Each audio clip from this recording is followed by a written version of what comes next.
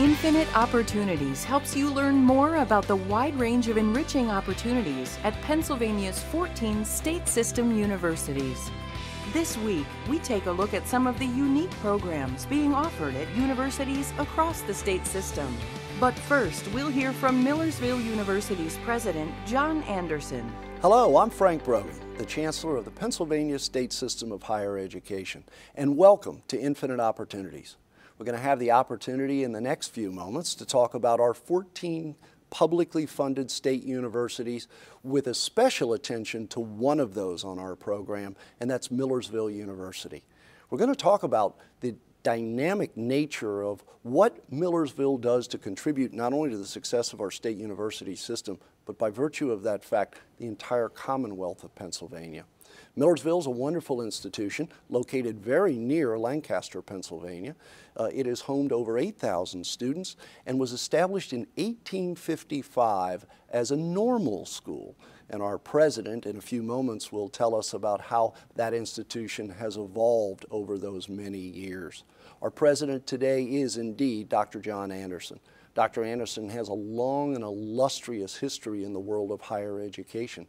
He comes to us with a PhD from Cornell University and brings with him a wealth of academic and higher education experience. We're delighted to have him with us on our program. Dr. Anderson, welcome. We are happy to have you with us, and we hope that you'll spend a minute telling us a little bit more about wonderful Millersville University. Well, thank you, Chancellor. It's a pleasure to be here. As you have cited, Millersville University is actually the oldest normal school in the Commonwealth of Pennsylvania. We're going to be celebrating our 160th anniversary. Today, we have about 8,300 students, graduate and undergraduate, and we have evolved from a normal school to a comprehensive university. And we're pleased that we have expanded our presence to downtown Lancaster with our Aware Center, which provides a wonderful performing arts venue for the community, as well as extra academic space for our graduate programs. Well, one of the things I know about your institution in the 2 years that I've been here as Chancellor is the premium that you place on issues of sustainability. Obviously, the academic program is the hub of your institution. Extra and co-curricular activities abound. But I think what's unique about your university in many ways is the importance you place as a university community on sustainability. Give us a little of the highlight on that issue. Well, sure. Let me begin by telling you that we have signed the American College and University President's Climate Commitment, which is really a focus on going to carbon neutrality sometime in the future. And we have a rather large representative committee that's working on our climate action plan. But sustainability also encompasses issues about social equity and economic vitality, as well as protection of the environment. One of the major projects we're currently working on is designing a new building for our Welcome Center for our admissions office that will be a net zero energy building and a net zero runoff water building. So we plan to produce as much electricity as we consume, and we're also going to create an educational center inside the building for the public access. So we feel as an institution of higher education, we have to exhibit all the best practices of sustainability for our students and the public that we serve. Well, I know that each of our universities has a strategic plan, and of course we have a systemic strategic plan that was reapproved after its rewrite about a year and a half or so ago. Each of the universities pay tribute to the issue of sustainability in all of our strategic plans.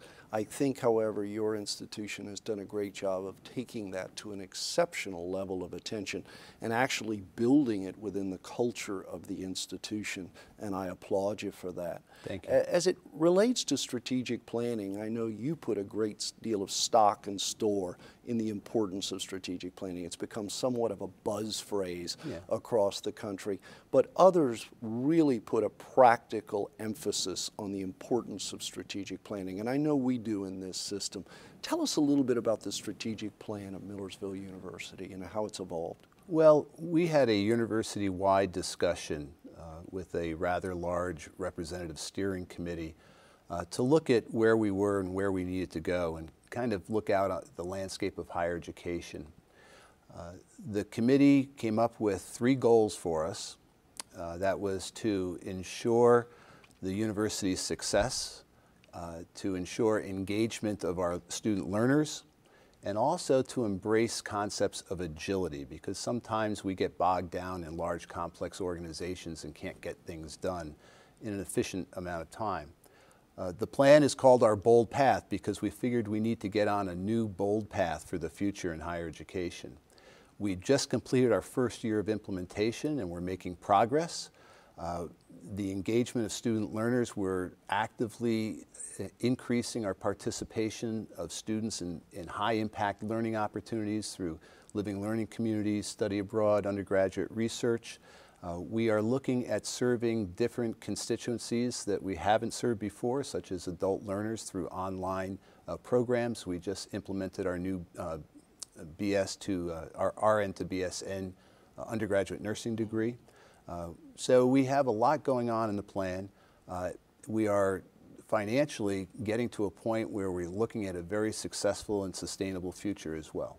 Well, some of your new programs are very exciting, and right now all 14 of our universities in the system are working on their academic program array. What does that mean? That means what programs are each university looking to as having provided for years that might not necessarily fit into the vision of that institution for the future. Those that will continue to fit but need to be reorganized and rejuvenated perhaps. And then those new programs for the future, not only at the institution but how they post up against our other universities and the needs of the Commonwealth, therefore the needs of the students who will graduate with a degree in those areas. Millersville is working on some very exciting new programming opportunities. You want to touch on that? Sure. What we've discovered that as a public institution of higher education, we really have two markets. The incoming market, that's the interest of the students we recruit, as well as the outgoing market, the students that are hired by the businesses and industries in our region and across the Commonwealth. What we're finding is that there are a lot of needs, especially in the STEM areas, where the traditional subject areas don't suffice in terms of employer needs. So there's a lot that's going on at the intersection of many traditional disciplines. So for example, we've developed a new program, a multidisciplinary degree in digital journalism. We've developed a new program in a multidisciplinary degree program in entertainment technology that actually we use 5 different academic departments to help build the program, from theater for set design, art for set design and stage development, applied engineering technology, computer science, and physics. So the faculty from those departments actually worked on the development of this degree, and it's becoming very, very popular. In addition, serving our adult students, we have 2 new degrees, doctoral degrees, one in educational leadership that focuses on poverty and technology, and a new doctorate in social work. So we're very excited about evolving programs and also how we're delivering them in new modalities, online and hybrid models. I think that Millersville is poised to take on some exciting new venues in the world of higher education. And I also think Millersville has the ability to be a leader for our system in many ways in terms of aligning those new programs to the needs of the Commonwealth and therefore, very importantly, the needs of our students so that they have a bright future at the end of their academic endeavors, which is incredibly important for us. Absolutely. I wanted to, and I've been threatening to ask this question to a number of the presidents who've joined us over the course of our programming, but I know some of the activities in which you're involved as president. Many of our viewers probably stereotypically think of the president as the person who sits in the oak-lined office and fields big questions during the course of the day. Our presidents are incredibly involved, not only at the institution, but within our community, our state, and even on a national level. You're a poster boy, I think, for some of that. Tell us a little bit about the things that you're engaged in off campus that make you a better president and make your university better as a result. Well, sure. As we've talked about, we have a big emphasis on high impact learning experiences and civic engagement for our students, as well as sustainability. So I feel I have a responsibility to our students to show that if you're going to be committed to something like that, you have to take leadership roles. So I serve on the executive board of the American Colleges and Universities President's Climate Commitment. I serve as the founding chair of the Sustainability Committee for the American Association of State Colleges and Universities. And more locally, I serve on our local hospital board, the Lancaster General Health Board, and also chair the Pennsylvania Campus Compact, which is a compact of about 40 colleges and universities in the Commonwealth that are committed to promoting civic engagement on their campuses. So I try to replicate what we are emphasizing for our students and be involved in community efforts as well. Well, it's a wonder you have time to stay in your office at all, knowing how involved and engaged you are. And again, I think you're so symbolic of our presidents and our system, people who understand the power of what happens on campus, but also the importance of taking that over the wall, if you will, into the broader community and engaging the institution that way. I wanted to, in the time we have remaining, give you an opportunity to touch on something that in all of my years in education I have found to be very important and yet oftentimes underworked. And that's the issue of working with students who have some sort of an intellectual disability that might, if not supported appropriately, keep them back from their true potential. Millersville, I'm very proud to say, is an institution who's stepping up to the plate on working with students with intellectual disabilities, and I'm very proud to say that. Can you tell us a little bit about what you're doing at Millersville? Oh, absolutely. I have been serving on a board in upstate New York called Springbrook that is an organization that provides services for children and adults with all kinds of disabilities. When I arrived at Millersville, we had a very, very active faculty member and who had an interest in providing educational opportunities for people with intellectual disabilities.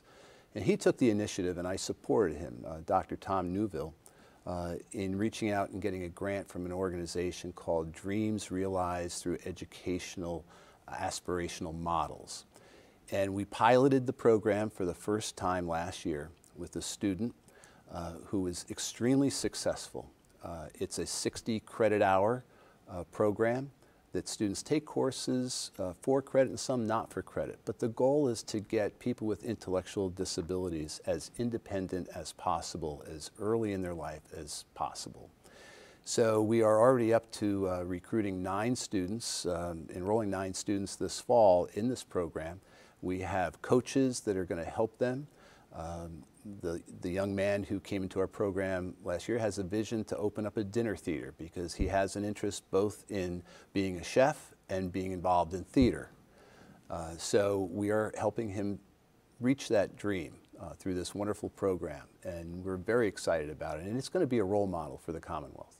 Well, you know, I think Millersville in so many ways is emblematic of the name that we've assigned to this program, which is 14 Universities, Infinite Opportunities. And I think representative of our 13 colleagues out there who are scattered throughout the Commonwealth, serving over 110,000 students annually and helping all of them not only to be able to access higher ed, but also to have the chance to move one step closer as a result of it to their share of the great American dream. We're very proud of Millersville University, Dr. Anderson, and we do thank you so very much for joining us on our program, and we hope you'll come back and be a guest again very soon. Well, thank you, Chancellor, and look forward to it. Thank you. Coming up next, explore more opportunities offered at the universities in Pennsylvania's state system of higher education. Slippery Rock was my first choice. My best choice. Because they have what I wanted to study. What I wanted to study. I love my major. I love the professors. It's so much more. So much more than a class. There's a tradition of success. Leadership. Community service. Helping me through my major and bringing about success for my future. Slippery Rock has shown me the world. The Rock prepared me for my job. Slippery Rock University. Experience the difference. Welcome back to Infinite Opportunities. Next, we go to Millersville University to hear from faculty members about how their programs keep up with the changing needs of their industries. We've been able to attract really good students at Millersville University to the Department of Earth Sciences. Students come into our program, they can participate first day, hit the ground running, in the campus weather service. They also can participate in a national forecasting contest called the Weather Challenge. In addition to that, we offer opportunities for extracurricular activities such as research. There's a lot of research that's going on here. Undergraduate research is the cornerstone of Millersville meteorology. It's what we do. We bring millions of dollars of technology together to try to understand the atmosphere. Whenever we do see things changing, we will try to accommodate that change if we consider it to be a long-term change. For instance, we introduced several years ago a course in climate dynamics because of the interest in climate change. We developed a minor in heliophysics and space weather because of student interest in that field. Students who are interested in engineering or science or any of these disciplines, I think they would find a good home here in the Applied Engineering and Safety and Technology department because we do what we're learning about. So if they have an interest on hands-on, actually using equipment and learning the skills they will use on their job, this is a very good place to do that. Some of the most important things that this department does are related to the success of our students. And so some of our student groups have been extremely successful in their fields, particularly graphics and robotics. Both have recently won awards at national competitions. Our teacher preparation program in technology and education, they regularly take home top prizes in their regional conferences as well. Our investments in research and technology and facilities has paid off. We're an award-winning program. Our AMS chapter has recently won 2 consecutive years as Chapter of the Year for the American Meteorological Society. We continue to strive for excellence. It's almost complex on how we deal with these at the program itself. So if people have questions, the faculty are so welcoming to have you come in. You can tour our department, you can ask us questions. We're ready to partner with industry as well. If anybody out there has problems they need to solve, we encourage people to reach out to us. The knowledge that the students get here is things that we have problems with currently. So this world never has simple problems, it seems. And so we need students who understand the complexity. And so by addressing, even in my field, just with manufacturing and materials, healthcare, costs are high, demand for new solutions is high. And so we need people who understand the materials part of that. A lot of new materials are helping the healthcare industry. But when you make new materials, you also need new processes. And so manufacturing has to keep up with materials, and they work together. We want to give our students real-world examples of what's going on. Coming up next, explore more opportunities offered at the universities in Pennsylvania's state system of higher education. Success. We see it every day. Choose from hundreds of majors and programs. Learn from faculty truly committed to you and your success today and tomorrow. And join 120,000 alumni in thousands of careers all over the world, ready to help you find your way. I'm IUP President Mike Driscoll, and I invite you to apply now and find your success at Indiana University of Pennsylvania. Welcome back to Infinite Opportunities. Next, we go to California University of Pennsylvania, where students are studying the causes of deviant human behavior. Dr. Emily Schweitzer, and I'm in the Sociology Department with the concentration in deviance. I consult with the writers and producers and researchers of Bones, CSI, and Blacklist. You look at deviant behaviors and you see how people react to certain things. All learning about human development, human nature. You're looking at the sociocultural variables. You're looking at where people come from. What are they like? What experiences have they had that have led them into directions of crime or into directions of abnormality? It's between 2012 and 2022. There will be a 15% increase, the largest increase of any occupation. Sociologists earn an average salary of $74,900 per year. It's overflowing. When you look at the deviance concentration, there's things popping up all over. I want to go for criminal profiling. I like everything that's out of the ordinary. I like pushing limits. I like going where other people wouldn't go, wouldn't think about going. That's all me. I look at myself and I think, okay, how am I going to use this in a way that would help me in profiling? What aspect am I going to take out of that little bit that I learned today and apply it to my life? I chose Cal U because this is the only school in the country that offers a major with a concentration in deviance. It's bringing together a variety of classes that are totally application-based, that when a student comes out of these classes and they go to work in a variety of fields in social services or in corrections or in probation or parole or education, they can hit the ground running. When I decided to go back to school, I looked at my life and what I had taken in from my different circumstances that I had been in, the places that I had been, and I thought that it applied to me more than anything else. And there's so many different people and so many reasons why they do different things, and I loved that. I absolutely loved trying to understand why they did certain things. They'll prepare you to understand diversity, to look at and identify people's norms, values, and behaviors prior to understanding the behavior that they're exhibiting that's deviant.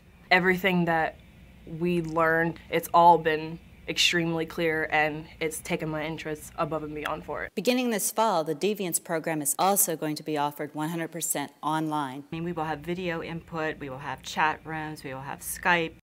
Anywhere in the world, people are judgmental. It's human nature to just look at somebody and say, you know. And I know that these classes will help me to understand why a person makes the decisions that they make and make me a better person. The whole goal is to foremost identify, to understand, to build rehabilitation efforts and bring people together to prevent any forms of violence, ignorance, or disrespect for diversity. It's time. We need to understand people before we begin to make policy and judgments and laws. Coming up next, explore more opportunities offered at the universities in Pennsylvania's state system of higher education.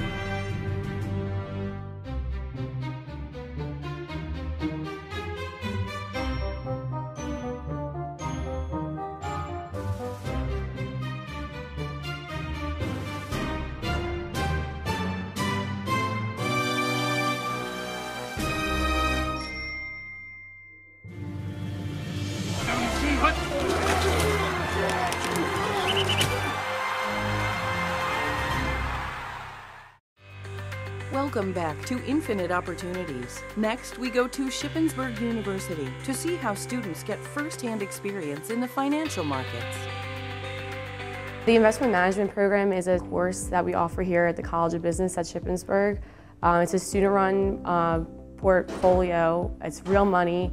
Right now, I think it's over $150,000. The class is very selective. Right now we have 12 students in the class. Going into each semester into the investment management program, we set several goals. First, we start with an economic analysis, and then we move to sector analysis, and then our stock analysis. Students facilitate the class. We make buy and sell decisions, hold decisions. The investment management program started back in 1995 with a donation from Frank Wisman. It was a donation of $25,000, and his goal was to provide a real-world portfolio experience for students and also one day be able to award scholarships to finance students. This year, we're actually able to award 4 scholarships for the first time to 4 finance students. The investment management program has the opportunity to travel to different states to compete in portfolio competitions. This past year we competed against 150 schools. They represented about 39 countries and 40 different states in the United States. Shippensburg IMP program has actually placed several times at the portfolio competitions. This past year we received first place in New York City at the game competition. We also get to attend conferences and breakout sessions where we learn from finance professionals. The investment management program has definitely enabled my team-oriented skills, being able to work with many different personalities and people who have many different ideas and bringing us all to decide on one factor. It's very challenging, but it's a great experience. The College of Business here at Shippensburg has definitely provided me with multiple opportunities for achieving internships. Our professors constantly send us emails about jobs. Alumni often reach out to us students as well. The College of Business is a great school. I've had a great education here with my majors of accounting and finance. After graduation, I will be a full-time audit associate at Ernst & Young in their financial services office, where I will also be taking my CPA exam. I was fortunate enough to receive 2 scholarships coming into Shippensburg as a freshman. I received this SU Foundation Scholarship and also a Michael and Nancy Pinkowitz Scholarship. I've actually gotten to know Mike and Nancy very well, which has made the scholarship that more meaningful. They're truly 2 wonderful people, and they have actually inspired me to want to be able to fund a scholarship for a business student one day as well. I would recommend Shippensburg University to other students because of the beautiful campus, the friendly people that are here, and the smaller class sizes that Shippensburg has to offer. You really get to know your professors here. Their doors are always open, and you also do get to meet all of your classmates and know them by name. Coming up next, explore more opportunities offered at the universities in Pennsylvania's state system of higher education. It takes courage to raise your GPA and raise a toddler. To clock out of work and into class. To fight for your country and for your college degree. To start your freshman year at age 35. You're ready to pursue your dreams? Let us show you how Clarion can give you the confidence to get started. Courageous, confident, Clarion. Welcome back to Infinite Opportunities. Next, we go to East Stroudsburg University to discover how students come together to appreciate their diversity. Students want to talk about race, but they don't know how. Students want to talk about diversity, but they don't know where. So the Race Relations Projects bring students together in a neutral environment where they can talk about race, ethnicity, and culture. The Race Relations Project is an hour-long conversation which is peer facilitated, and it's about 8 to 15 students per session. It's a conversation and an opportunity to explore different cultural backgrounds and life experiences amongst students. The mission of the Race Relations Project is essentially to get students to talk about the kind of things that they find difficult to talk about. We make it a comfortable and safe environment. Everything that's said in the session is confidential, and there's a non-judgmental zone. And it's really important because we know that it is a sensitive topic, and we want everybody to feel comfortable. ESU is more diverse than ever. What the Race Relations Project does is it unlocks the educational value of diversity by allowing students to talk openly about it in a supporting environment. The conversations vary. Obviously we talk about race, but we also talk about things that fall under the umbrella of race relations, whether that's the definition of ethnicity, we talk about cultural appropriation, we talk about privilege, and we also talk about stereotypes and interracial dating. The Race Relations Project is based on the idea that if students can communicate openly and freely in an environment where they feel in control, that they'll be able to have genuine communication. What we hope that students will learn from the Race Relations Project is a kind of emotional growth, an appreciation to not just learn intellectually, but also to grow emotionally. I've noticed oftentimes that they are more confidently talking about race relations because they were given an opportunity where they were in the driver's seat and nobody told them how to think. Race relations is such a key part in today's society, and regardless of what field you enter, you're always going to be working with different people, whether that's different ages, different ethnic backgrounds. Diversity is so broad. We hope that students who've participated in the Race Relations Projects become more civil, become more open, become able to communicate better. So we believe the Race Relations Project is important for democracy and civility. Come back next week to learn more of the infinite opportunities at the state system's 14 universities, or visit us online.